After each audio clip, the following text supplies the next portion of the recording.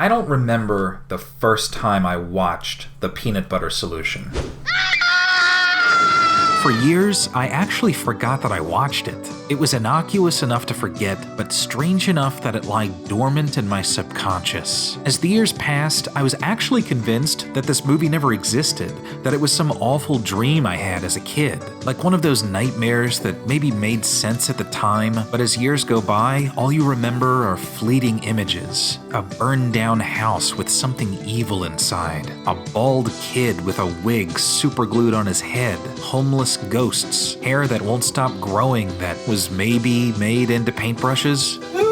As I grew older, I learned that a lot of other people in my generation had had a similar experience with this movie. On the Amazon page for the VHS copy, the reviews sound eerily similar. I thought I was insane. I thought I had made it up. I am one of those people who also thought I had made this movie up. And Matthew Flynn's review is so laden with fear and dread that it reads like Deckard Cain from Diablo 2 telling one of his disturbing tales. I'm writing this review because a few days ago, while on vacation, someone said something that made me remember it. The same old shiver and sleep deprivation is back.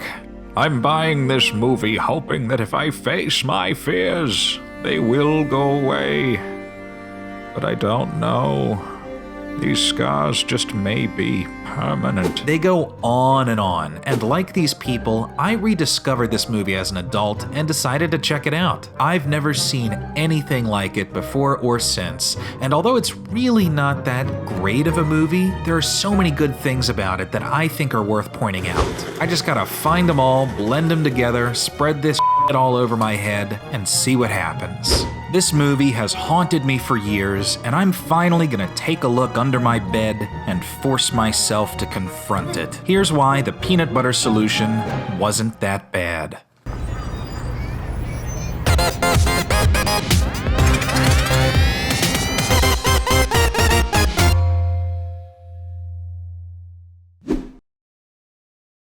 As I talk about The Peanut Butter Solution, I'm going to be including a few clips here and there of when I showed it to a friend of mine, Tony Pauletto. He had never seen it, and one evening over a bottle of Bullet whiskey, we watched the whole thing, and I asked him his thoughts throughout and afterwards, both good and bad. So for those of you who have no idea what this movie is or what I'm talking about, I'm going to try and break it down into one sentence for you, just a simple plot synopsis, which is kind of tough because of how odd this movie is. In the screenwriting book, Save the Cat, written by Blake Snyder, he says that you should be able to sum up the plot of your movie in one sentence. For example, Castaway. A FedEx executive must transform himself physically and emotionally to survive a crash landing on a deserted island. Short and simple, you know exactly what to expect going in. What about something seemingly a little more complicated, like Pulp Fiction? Even that can be boiled down to a sentence. The lives of two mob hitmen, a boxer, a gangster's wife, and a pair of diner bandits intertwine in four tales of violence and redemption. So what about The Peanut Butter Solution? 11-year-old Michael Baskin sees something so terrifying that his hair falls out. Michael, where's your hair? Two ghosts of homeless people give him a recipe of odd ingredients to mix together and put on his head to make his hair grow back, but then his hair doesn't stop growing because he used too much peanut butter, which grabs the attention of an eccentric art teacher who then kidnaps Michael and half of the student body to make paintbrushes out of his hair, and the paintbrushes end up having magical qualities to them and can paint pictures to, I don't know, maybe real places or an alternate universe of a real place. And then, do you see what I mean? I can't just stop after one of these sentences. The movie goes from one bizarre set piece to the next. But before I get too far into explaining this movie, I think it's important to provide a little bit of context as to where it came from. There's really only one place where a movie this unsettling originates. One dark corner of the world.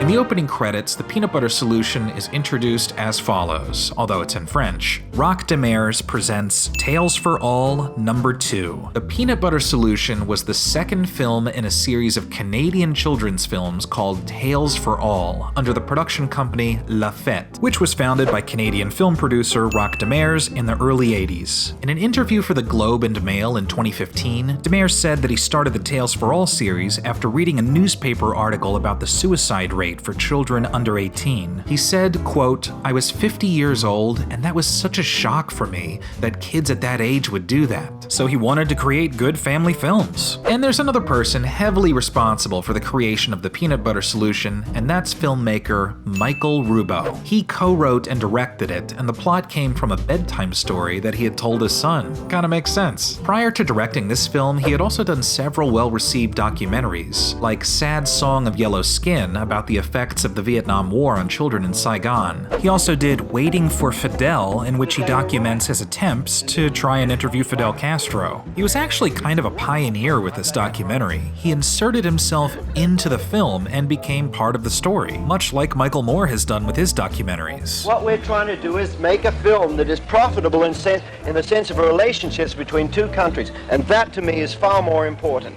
He eventually directed several children's films in the Tales for All series. One of them, called Vincent and Me, which he also wrote, won a Daytime Emmy for Outstanding Children's Special. Michael was nominated for writing and directing, and Roch Demers won for producing. So these guys are adept filmmakers, they know what they're doing, and Roch Demers' intentions with every one of these Tales for All movies are nothing but noble. And there's a lot of them. There's a whole list of these you can find on Wikipedia. For example, the very first one, Tales for All No. 1, is called The Dog Who Stopped the War, and it's a revered and loved children's film that a lot of kids grew up watching in Canada. The plot revolves around rival factions of kids who have an ongoing snowball fight and makes a general statement about the follies of war. And perhaps the most important question after hearing that title, was there a dog that stopped the war? Well, as I was watching it, I kept waiting for him to stop the war. Maybe he was like Air Bud and he was somehow really good at throwing snowballs, or maybe he snuck into the other team's fort and stole something valuable. Yeah, that'd be cool. But no, in the film's climax, Mark! Mark, it's Cleo! the dog dies.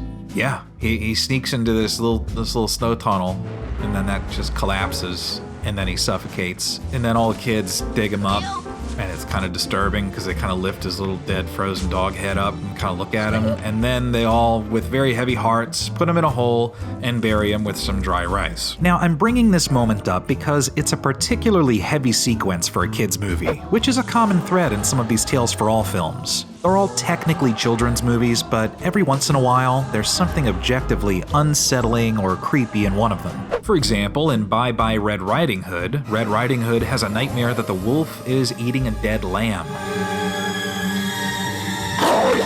Or when this kid gets sucked into a postage stamp in Michael Rubo's Tommy Tricker and the Stamp Traveler. Can't you hear me? It just keeps pushing me back and back. We can't help. Ralph, if you can hear me, I'm sorry. That would probably scare me as a kid. Now, I'm not knocking any of these movies or the Peanut Butter Solution for having some terrifying elements in them. Sometimes what makes a kid's movie kind of memorable is to have just a little something that's maybe a little too intense for the kid. Here's a quick montage of other kids' movies from the 80s that are totally guilty of the same thing.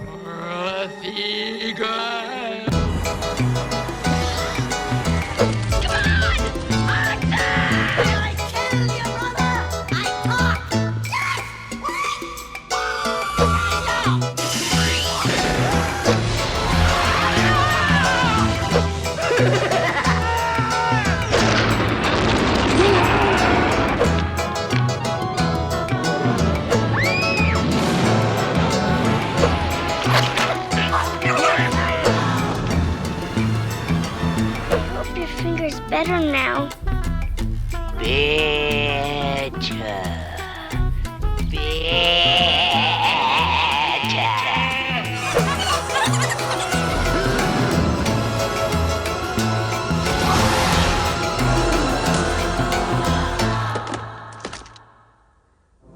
There's This is going too far. Now, wherever you stand on scaring the out of your kids, the Peanut Butter Solution's horror elements are arguably the strongest. You know more or less the basic plot by now, so let's go through some of the creepiest moments in this movie. In the beginning, Michael's informed by his wisecracking friend Conrad that a house burned down and 2 homeless people died horribly in the fire. Boy, those flames. You should have seen them. Where was it? The old spooky house near school. You know, the one that Juano's been sleeping in all winter? As they pass by the house later, Michael decides to enter the house and check it out.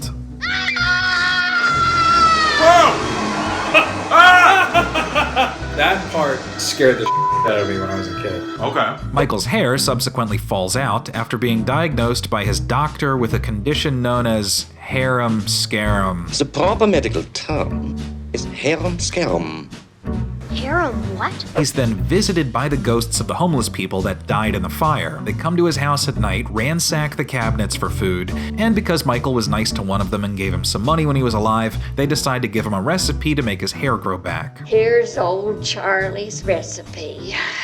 This whole scene is really just weird and it's just weird, especially when they explain to Michael that when his eyes are shut, he can't hear them. Ghosts make no noise. You only hear it because you see it. Shut your eyes a second. Now, when you're a kid and you're still in this mindset where your imagination can sort of run wild with all the potential unknown horrors of the world, this scene kind of implies that whenever you close your eyes, there could be ghosts lurking around your house that you're not aware of. Hey, you're right. I didn't hear anything except for the last one. See? Imagination. Wonderful, isn't it? So Michael forgets the recipe, then the ghosts come back to him, hovering over his head and staring at him as he wakes up. He wants the recipe again, but then Mary says this. That's life, sweetheart. You don't get no second chance. Don't be so hard on them, Mary. I've seen lots of people give you second chances. So what? Sometimes I'm nice, but sometimes I'm mean. I never know myself which it's gonna be. Looks like tonight. It's mean, ain't it? The way she delivers that line is so inherently creepy, especially if you're a kid. And hey, shout out to the actress here, Helen Hughes, who's really good at playing creepy old women, like a protective grandmother in this horror film from the 80s called The Incubus. Where did you go tonight? A grandmother hiding a monster in the basement in this episode of Goosebumps. Maybe tomorrow Clark and I can look around in there? No, it's dangerous in there. Things might fall over. You wouldn't want to get crushed by an old stored thing now, would you? But then she's also played sweet older women for comedic effect, like in Tommy Boy. If this factory goes under, the whole town goes under. And that's when the horrors come in. Here we go. And then throughout the 90s, wrong show. So then Michael gets the recipe again, applies the solution to his head, his hair starts to grow, but because he used too much peanut butter, which Mary warned him about, don't use too much of it or watch out. What'll happen? Well, it ain't for me to say. You just watch out, huh? the hair doesn't stop growing. At one point in the movie, he rigs his hair up to this kind of intricate pulley system and has to sleep upright, presumably so he doesn't just suffocate in his own hair. He then has this nightmare, which I will let speak for itself, as well as mine and Tony's reaction to it.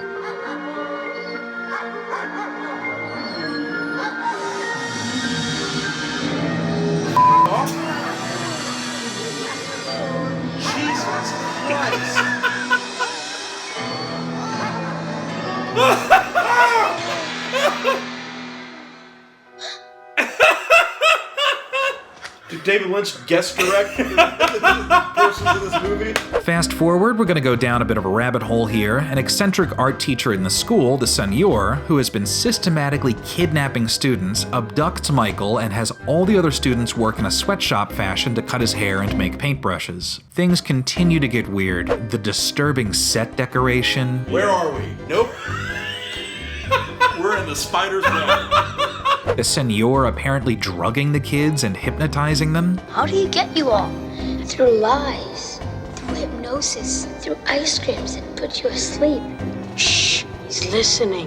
And then when the Senor uses the paintbrush on a canvas, it magically paints a portrait of the house that Michael lost his hair in. Getting weirder now, the senor crawls into the painting, is scared by something, he loses his hair, looks remarkably like Walter White, and he chases down the kids who make their escape. Again, I sound like a crazy person describing the plot of this movie, it just keeps going. So this brings us back to the topic of storytelling, and if we were to look at specific elements of the plot purely from a critical perspective, it's tonally all over the place. Besides the horror elements, there are unsettling real-life moments, like when Michael loses his hair and sort of falls into a depression. The father thinks that the best course of action is to pin him down against his will and superglue a wig onto his head. Quick, slip it on, slip it on. Oh! I want a wig! What? For your own good, quick, slip it on. That's not how you do that! Or when Michael first makes the recipe in a blender, it's kind of implied that his father thought Michael was trying to kill himself by drinking whatever he was making and holds him back as Michael's sister pours the solution down the toilet. Now, throw it down the toilet, quick. Quick. Don't. Mike, I'm sorry. We couldn't let you drink that. That stuff could kill you. I wasn't gonna drink it! What's interesting is that these moments alone ground the movie in reality, but then there are super over-the-top images and sequences that suggest that the movie totally exists in its own world, separate from any reality we know. Obviously, the supernatural elements lend itself to that, but there are other things in it that remind me of a story that maybe Roald Dahl might have told. Take, for example, Matilda. You have neglectful parents of a little girl who develops telekinetic powers from reading so much, powers that she uses to bring down an abusive monster of a principal, Miss Trunchbull, who throughout the story defies the laws of physics by throwing a little girl by her pigtails over a fence, forces a kid to eat a humongous cake, and I'm certain that if she had gotten a hold of Matilda sneaking around in her house, she would have destroyed her. But all of this larger-than-life stuff works because the film created its own unique universe. The police are nowhere to be found to stop this madness. The only responsible adults are either powerless or ignorant to do anything. Miss Trunchbull kept the whole school late because we ate some chocolate cake. That's the biggest lie I ever heard. And it's up to the kids to do something about it. It's dark, but it balances out somehow. The apple never rots far from the tree. In my opinion,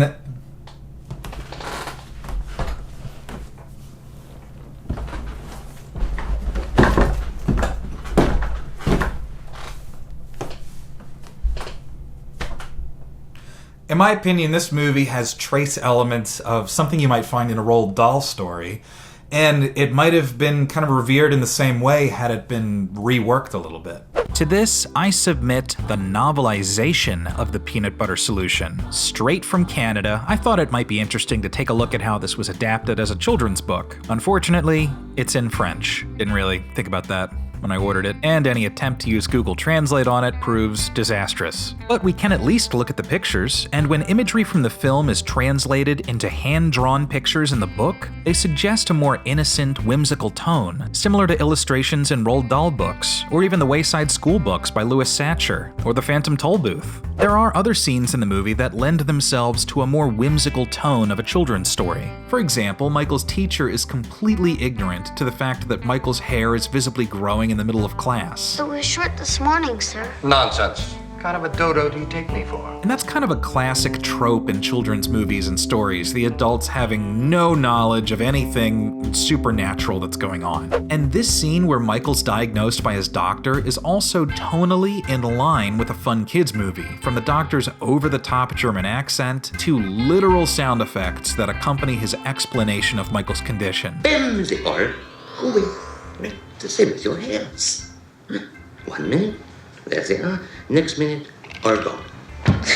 Did it make a drum noise? But when you mix these over-the-top moments with startlingly real-life events that are portrayed earnestly and seriously, it comes off really weird. So yes, there are flaws with this movie. As Tony put it after we watched it, it's a bad movie. But like other quote-unquote bad movies, what makes them enjoyable are misguided intentions. Sure, there are movies like The Room, a movie that's so ridiculous and wrong in every possible way as far as what it was trying to do. The Peanut Butter Solution had similar moments that are pretty enjoyable, especially when you've had several glasses of whiskey. Like this moment, which was our absolute favorite, Michael's father's reaction to seeing his son after he's been missing for days. I missed you, Dad. Well, I missed you too, buddy.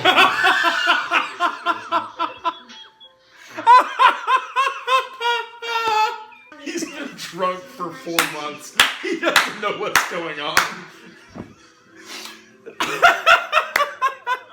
I miss you, Dad. Well, I missed you too, buddy. Well, I miss you too. Well, I'm hungry. But cynical whiskey drinking aside, there are things that I really love about this movie. Mainly its weirdness and its ability to elicit terror, but I also love the music. The score has this kind of dreamy, nightmarish feel to it. Like this creepy music box tune when the ghosts are visiting Michael, or this climactic moment in the score when Michael wears a wig to a soccer game, but then this hole rips it off.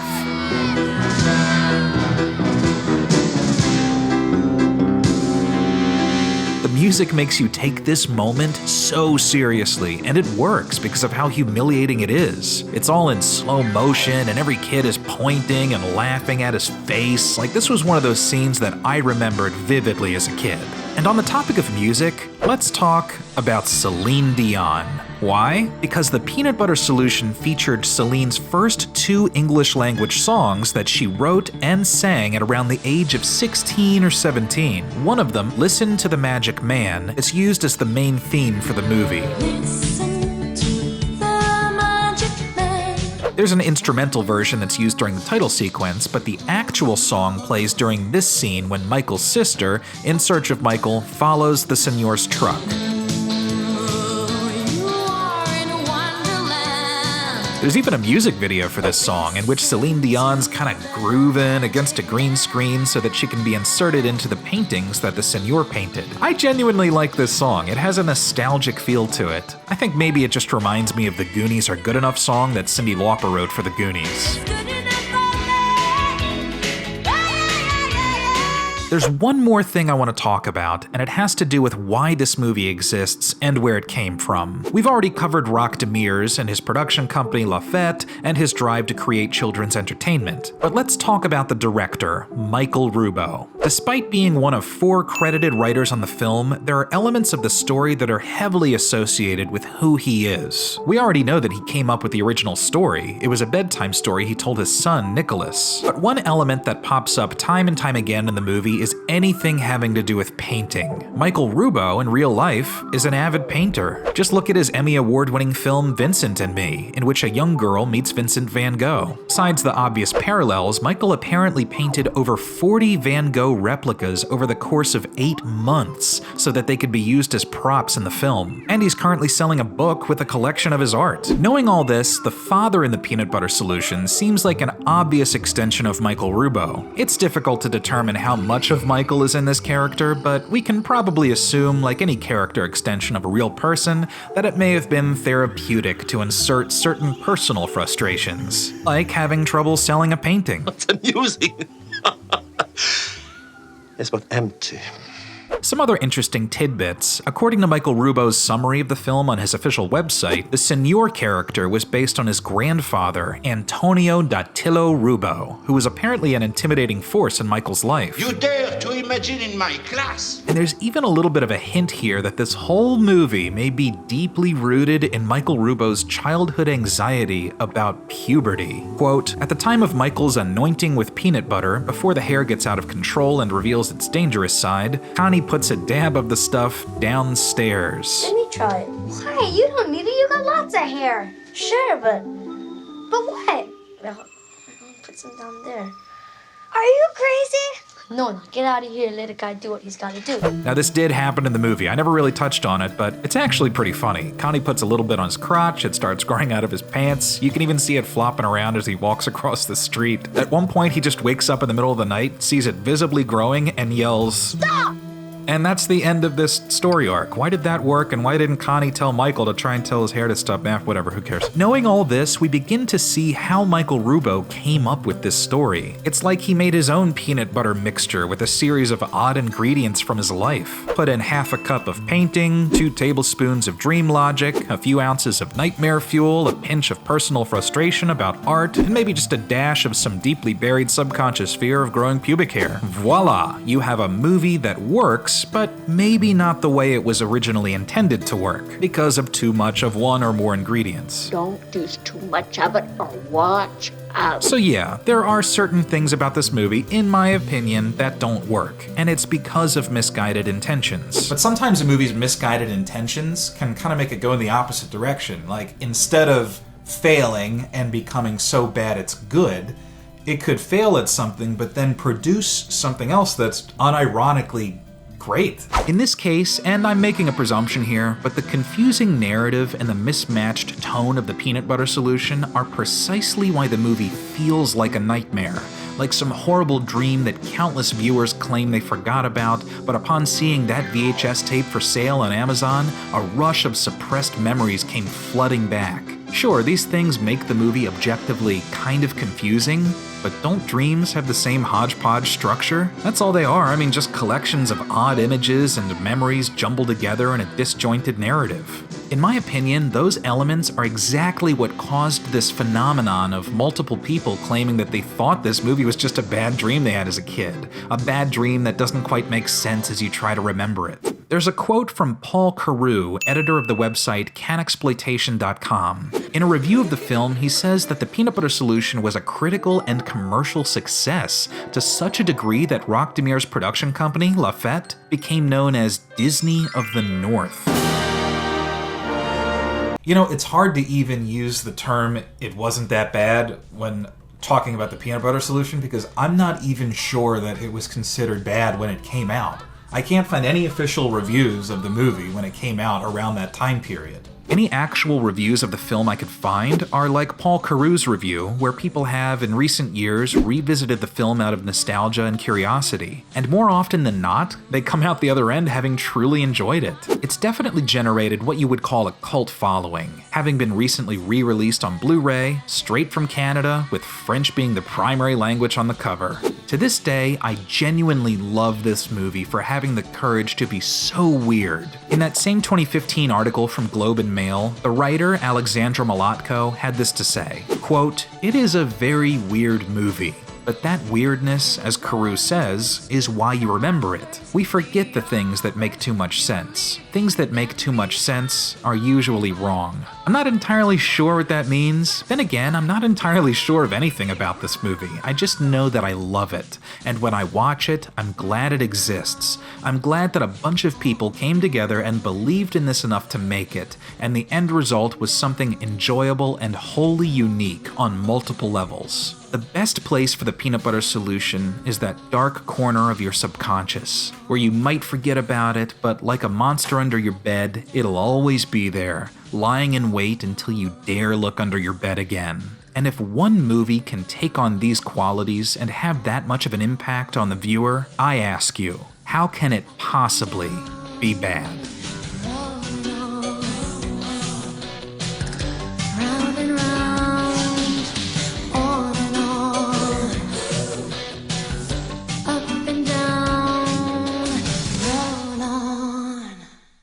Thank you, everybody, for watching this episode of It Wasn't That Bad, which was brought to you by Skillshare. You guys have probably heard about Skillshare before. It's an online learning community with over 20,000 classes in video production, editing, writing, and a whole lot more. Premium membership gets you unlimited access to high-quality classes on must-know topics so you can improve your skills, unlock new opportunities, and do the work you love. Some topics that help me personally are anything having to do with video editing, since I'm still learning how to use Adobe Premiere, but also episodes of It Wasn't That Bad involve a lot of nonfiction writing. There's a great nonfiction writing class that writer Susan Orlean does, and early on, she brings up something that I think is crucial in telling a nonfiction story, and that's genuine curiosity. To begin with, I think you have to go to the most elemental issue, which is curiosity. Are you curious about this subject? It's the same thing with any video on this channel. Every topic we choose, there's that kernel of curiosity. Join the millions of students already learning on Skillshare today with a special offer just for our subscribers, 2 months of Skillshare for free. To sign up, just visit the link in the description and you get 2 months of unlimited access to over 20,000 classes for free. Act now for this special offer and start learning today. Hey, still watching? Great. If you liked this video and would like to support us, you can go to patreon.com/thebackfocus. The more we grow, the more videos we can make, the better they can be. We have several goals we'd love to eventually hit, and a bunch of rewards for different tiers of donations, like advanced access to videos, a monthly behind-the-scenes podcast, and various deleted scenes and failed jokes. Again, that's patreon.com/thebackfocus, and even if you don't support us through Patreon, hey, we're just happy somebody's watching. Thanks.